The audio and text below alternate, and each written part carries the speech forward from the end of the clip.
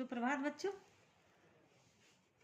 आज हम पाठ पढ़ेंगे रुबाइयाँ और इसके कवि है फिराक गोरखपुरी। इनका मूल नाम रघुपति सहाय फिराक है और फिराक गोरखपुरी के नाम से इन्होंने रचनाएं लिखी है और इसी से प्रसिद्धि पाई है। तो इनके बारे में हम जान लेते हैं। इनका जन्म कब हुआ था, कौन कौन से इन्होंने महत्वपूर्ण रचनाएं लिखी हैं।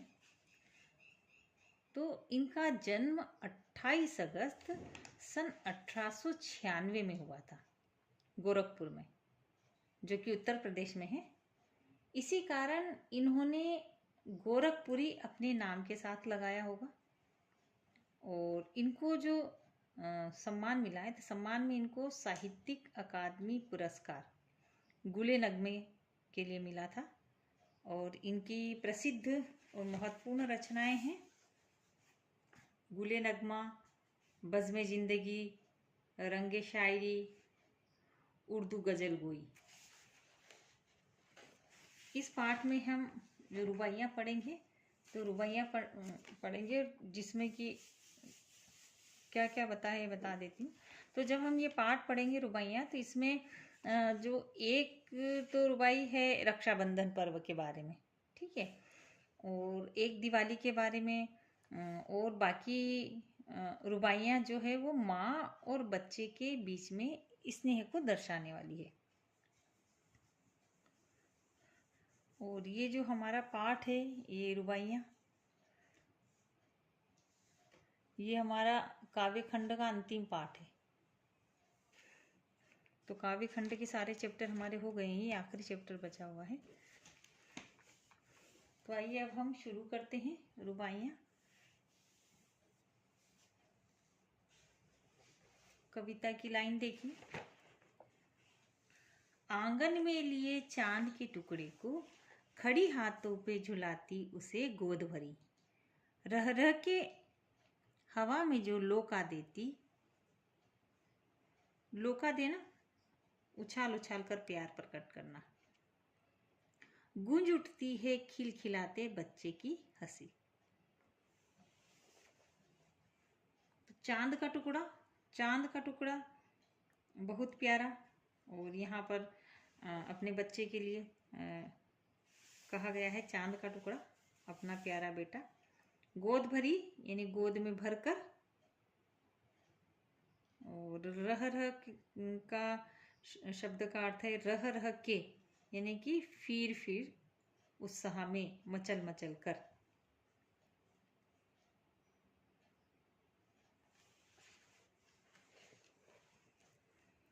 तो यहाँ पर इस रुबाई में कवि माँ और बच्चे के बीच जो दृश्य है उसका बहुत ही सुंदर चित्रण कर रहा है। इसमें माँ बच्चे को प्यार करती हुई हाथों पर झूला ले रही है, हाथों से उसको झूला ले रही है उसका, यानी कि हाथों से वो झुलाती है बच्चे को। तो यहाँ पर शायर कहते हैं कि एक माँ अपने घर के आंगन में लिए चांद के टुकड़े को खड़ी। क्या कह रहे कवि? एक माँ अपने घर के आंगन में अपने चांद के टुकड़े जैसे बच्चे को लेकर खड़ी है। और क्या कर रही है? हाथों पे झुलाती उसे गोद भरी, हाथों पे झुलाती, वह बच्चे को हाथों पर झुला रही है और उसे गोद भरी, और कभी उसे गोद में भर लेती है।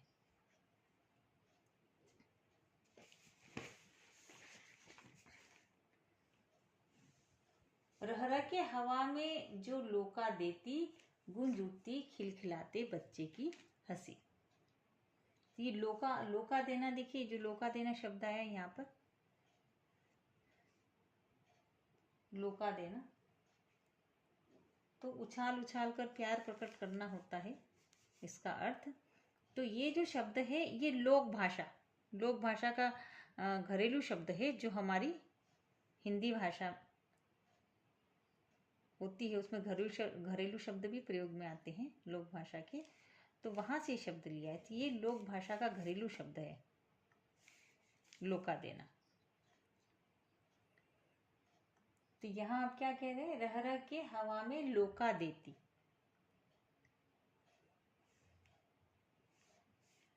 लोका देना, इन्हें उछाल उछाल कर प्यार करना। तो माँ बच्चे को बार बार हवा में उछाल कर प्यार कर रही है। तो ये जो क्रिया है ये बच्चे को बहुत अच्छी लगती है और वह बहुत खुश होता है तथा खिलखिलाकर हंस उठता है। गूंज उठती खिलखिलाते बच्चे की हंसी जब माँ उसको हाथों से कभी झुलाती है, कभी गोद में भर लेती है।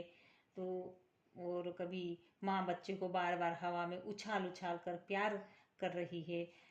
तो ये जो सारी क्रिया है बच्चे को बहुत अच्छी लगती है। इससे वो क्या करता है, बहुत खुश हो जाता है, प्रसन्न हो जाता है तथा फिर खिलखिलाकर हंस उठता है।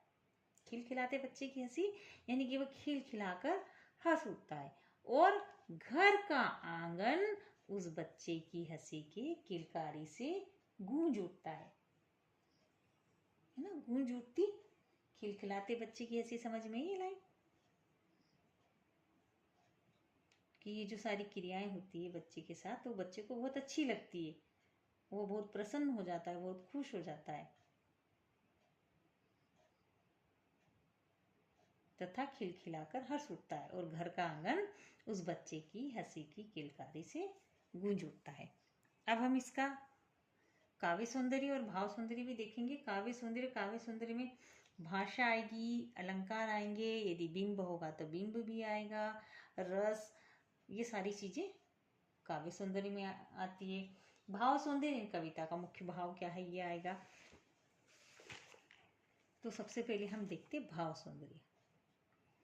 तो इसमें क्या है, इसमें माँ द्वारा बच्चों को झुलाने और हवा में उछालने की जो स्वाभाविक क्रिया है उसका वर्णन किया हुआ है और ऐसे समय बच्चे के मुंह से किलकारी निकालना एक स्वाभाविक बात है। तो यहाँ पर कौन सा, जब भी कोई स्वाभाविक बात होती है तो वहां स्वभावोक्ति अलंकार होता है।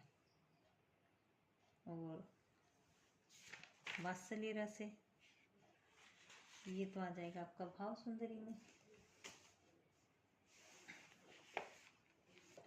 अब देखिए शिल्प सौंदर्य। शिल्प सौंदर्य में भाषा लिखेंगे आप। भाषा में हिंदी उर्दू मिश्रित शब्दों का प्रयोग किया गया है।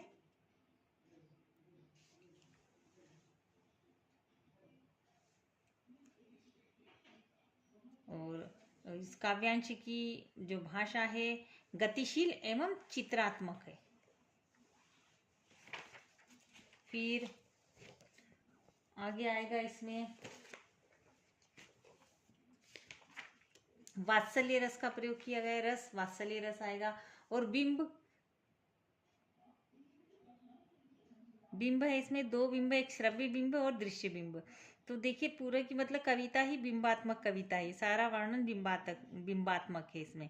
तो इसमें देखिए आंगन में लिए चांद के टुकड़े को खड़ी माँ,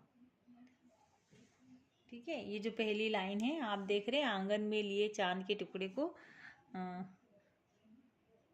खड़ी माँ, इसमें दृश्य बिंब है। और दृश्य बिंब कहाँ है, देखिए गोद भरी माँ, ये देखिए गोद भरी माँ।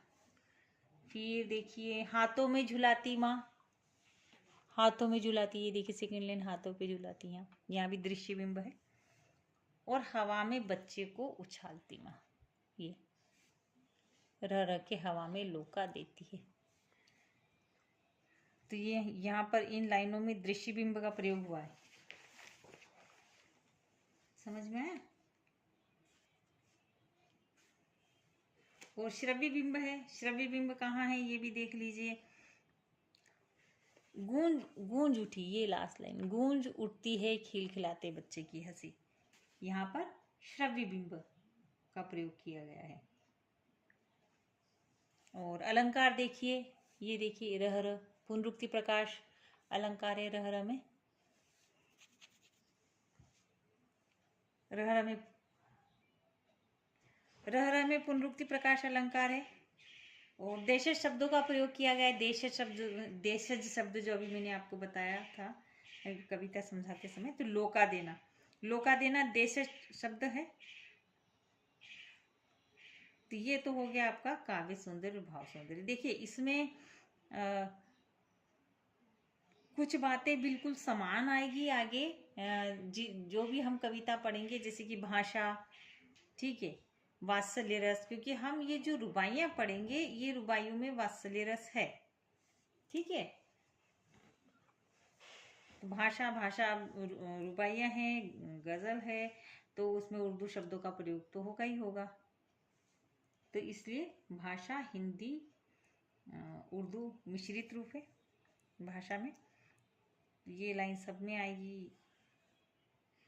और छंद भी ध्यान रखना, छंद रुबाई छंद।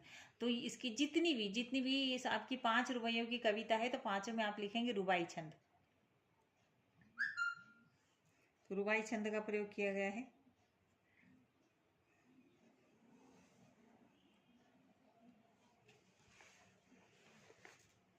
और इसके अर्थ ग्रहण संबंधी प्रश्न उत्तर हम, ये पूरी कविता हो जाएगी उसके बाद करेंगे।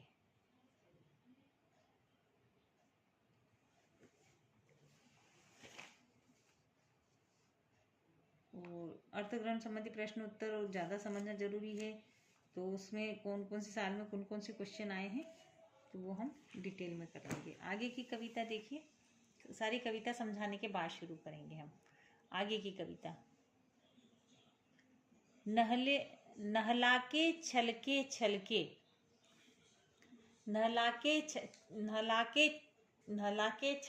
छलके निर्मल जल से उलझे हुए गेसुओं में कंघी करके, किस प्यार से देखता है बच्चा मुंह को जब घुटनियों में लेके है पिन्हाती कपड़े। पहले हम शब्दार्थ देख लेते हैं इसके। छलके यानी ढुलक कर गिरे, निर्मल पवित्र पावन स्वच्छ, पवित्र भी कहते हैं, पावन भी कहते हैं, स्वच्छ भी कहते हैं।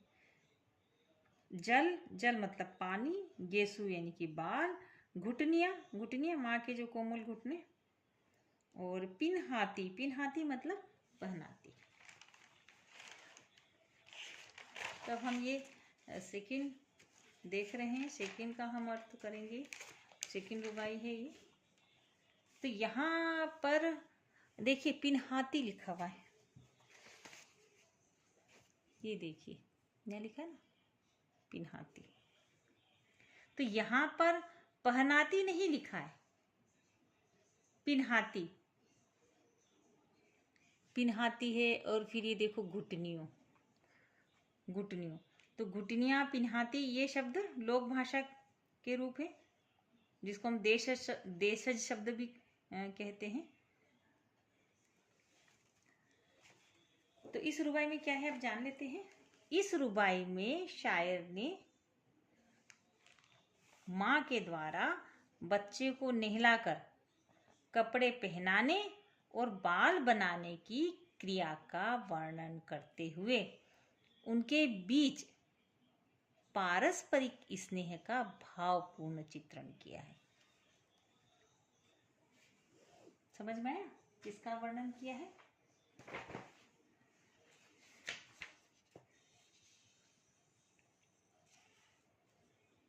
और यदि आसान से शब्दों में आप जानना चाहेंगे तो बस आप ये भी लिख सकते हो कि माँ के द्वारा बच्चे के नहाने की प्रक्रिया का वर्णन किया गया है। तो क्या बताएंगे हम, अच्छे से समझ लेना इस कविता को। सरल भी है परंतु समझना भी अच्छे से बहुत जरूरी है। तो इस रुबाई में शायर ने माँ के द्वारा बच्चे को नहलाकर कपड़े पहनाने और बाल बनवाने की क्रिया का वर्णन करते हुए उनके बीच का पारस्परिक स्नेह का भावपूर्ण चित्रण किया है। तो कवि कहते हैं, क्या कहते हैं?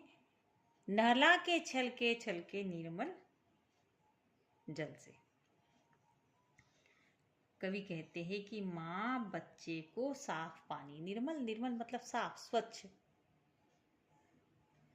साफ पानी से नहलाती है।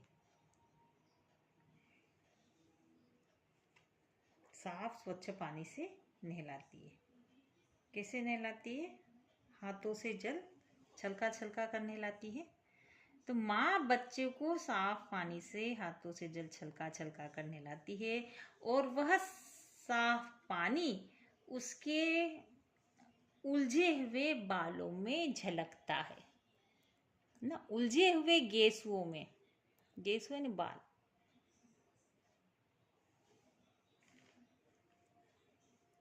उसके उलझे हुए बालों से झलकता है और उसमें कंघी करके उन बालों को माँ सुलझा रही है। तो क्या हो रहा है? माँ अपने बच्चे को साफ और स्वच्छ पानी से अपने हाथों से जल छलका छलका कर नहलाती है, फिर उसके उलझे हुए बालों में कंघी करती है, यानी बालों को वो सुलझा रही है, कंघी कर रही है।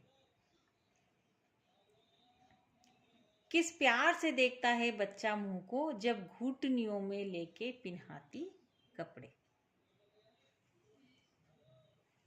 जब माँ बच्चे को अपनी घुटनियों में यानी कि अपने घुटनों के बीच लेकर उसे खड़ा करती है। अब घुटनियों में क्यों लेती है? ताकि क्यों लिया जाता बच्चे को घुटनियों में? ताकि बच्चा इधर उधर मचले नहीं, उसे ठीक से कपड़े पहना सके। तो वो क्या करती है? अपनी घुटनियों में यानी कि अपने घुटनों के बीच में लेकर उसे खड़ा करती है ताकि वह इधर उधर मचले नहीं, उसे ठीक से कपड़े पहना दे। तो उसे स्थिर रखने के लिए यानी बच्चे को स्थिर रखने के लिए वो घुटने में ले लेती है और कपड़े पिन्हाती कपड़े पहनाती है। तब बच्चा क्या करता है? तब किस प्यार से देखता है बच्चा मुंह को? तब बच्चा बड़े प्यार से किसे देखता है? माँ को, अपनी माँ को देखता है।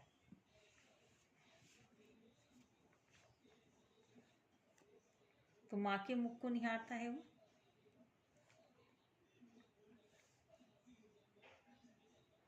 तब बच्चा बड़े प्यार से अपनी माँ को देखता है, उसके मुख को देखता है, उसे निहारता है। अब देख लेते हैं इसका हम भाव सौंदर्य और शिल्प सौंदर्य।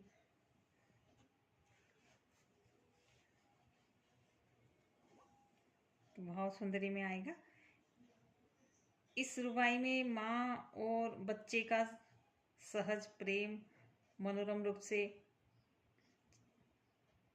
चित्रित किया गया है और स्वभावोक्ति अलंकार है, वात्सल्य रस की अभिव्यक्ति हुई है। और शिल्प सौंदर्य में हम भाषा अभी जो पहले बताई थी वही लिखेंगे हम ताकि आपको याद रहे। भाषा हिंदी उर्दू मिश्रित शब्दों का प्रयोग किया गया है इसमें। तो उर्दू हिंदी भाषा का मिश्रित रूप है, ऐसे भी लिख सकते हैं। उर्दू हिंदी भाषा का मिश्रित रूप है, ठीक है। दूसरी जो कॉमन, मतलब ये भी कॉमन ही हर में आएगा, ये लाइन हर में आएगी। दूसरा है रुबाई छंद है, ये भी हर में आएगा। वात्सल्य रस है, इससे पहले वाली जो हमने रुबाई पढ़ी थी उसमें भी वात्सल्य रस था, इसमें भी वात्सल्य रस है। तो सभी में रुबाई में सभी रुबाइयों में वात्सल्य रस आएगा और भाषा भी आएगी। तो जो मैंने बताई है आपको, उर्दू हिंदी मिश्रित रूप है, उर्दू हिंदी भाषा का मिश्रित रूप है। तो 3 एक जैसी विशेषताएं हो गई भाषा की, छंद, भाषा और उर्दू शब्दों का प्रयोग किया गया है। तो उर्दू शब्द बोलो। तो गजल है तो उर्दू शब्द होंगी।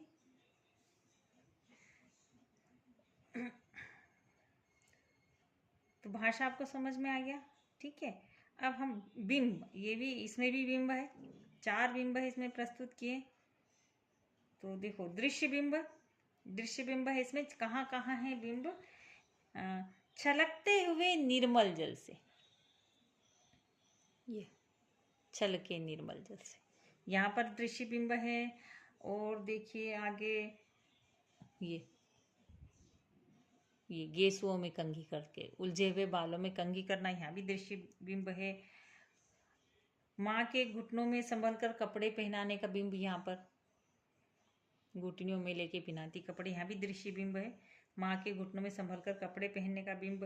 फिर शिशु को माँ के प्यार से निहारने का बिंब, ये किस प्यार से देखता है बच्चा माँ को। तो यहाँ पर देखिए चारों लाइनों में आपको दृश्य बिंब नजर आएंगे। तो दृश्य बिंब है। अब पुनरुक्ति प्रकाश अलंकार है, देखिए यहाँ पर छलके छलके, और पुनरुक्ति प्रकाश अलंकार किसे कहेंगे? जहाँ पर एक जैसा ही शब्द 2 बार आता है, तो पुनः रुक्ति यानी फिर से वही शब्द आना। तो यहाँ भी छल के लिखा, यहाँ भी छल के लिखा, तो ये क्या हो गया? पुनरुक्ति प्रकाश अलंकार। अनुप्रास अलंकार भी है। प्रथम पंक्ति में देखिए आप, ये यहाँ पर नहलाके छलके छलके निर्मल जल से, तो यहाँ लास्ट में ल, ये ल और ये ल, तो पहली पंक्ति में ल ल वर्ण की आवृत्ति हुई है, तो अनुप्रास अलंकार है। और उर्दू शब्द का प्रयोग किया गया है, देखो गेसु, गेसु उर्दू शब्द है, उर्दू शब्द का प्रयोग है। और घुटनियों और पिन्हाती देशज शब्द है, जिससे कि भाषा में कोमलता और मधुरता आ गई है। तो कोमलता और मधुरता लाने के लिए इन्होंने घुटनों की जगह घुटनियों का प्रयोग किया है, पहनाते की जगह पिन्हाती, तो जिससे भाषा में मधुरता और कोमलता आ गई है। तो ये तो हो गया आपका काव्य सौंदर्य और भाव सौंदर्य।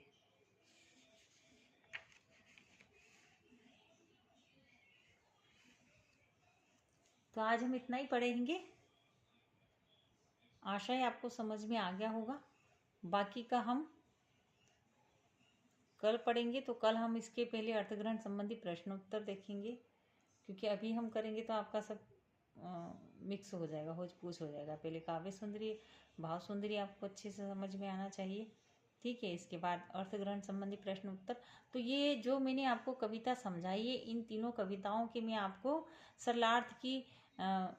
सरलार्थ लिखने के लिए दूंगी, इसकी फोटो भेजूंगी। तो आप इसके के सरलार्थ लिखना। जब तक आप सरलार्थ नहीं पढ़ेंगे, सरलार्थ नहीं आएगा, तब तक आप अर्थग्रहण संबंधी प्रश्न उत्तर नहीं कर सकते।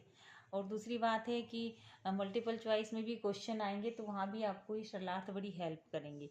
तो सरलार्थ प्लस आपके साथ अर्थग्रहण संबंधी प्रश्न उत्तर दिए जाएंगे, वो भी आपको लिखने हैं। और काव्य सौंदर्य संबंधी प्रश्न दिए जाएंगे, वो भी आपको लिखने हैं। तो आशा है आपको समझ में आ गया होगा। धन्यवाद। और इससे संबंधित जो भी आपको डाउट हो या शक हो, तो आप मुझसे किसी भी समय पूछ सकते हैं।